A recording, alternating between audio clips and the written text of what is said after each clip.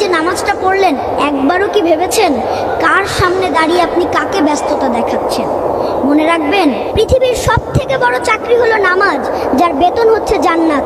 তাই নামাজকে বলো না কাজ আছে, আর কাজকে বলো তোমার নামাজ আছে। তাড়াহুড়ো করে যে নামাজটা পড়লেন একবারও কি ভেবেছেন কার সামনে দাঁড়িয়ে আপনি কাকে ব্যস্ততা দেখাচ্ছেন? মনে রাখবেন, পৃথিবীর সবথেকে বড় চাকরি হলো নামাজ, যার বেতন হচ্ছে জান্নাত। তাই নামাজকে বলো না কাজ আছে, আর কাজকে বলো তোমার নামাজ আছে।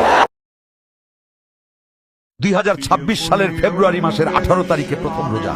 আমাদের প্রিয় নবী বলেছেন, যে ব্যক্তি রমজান মাসের খবর সবার আগে পৌঁছে দিবে তার জন্য জাহান্নামের আগুন হারাম হয়ে যাবে। সুবহানাল্লাহ।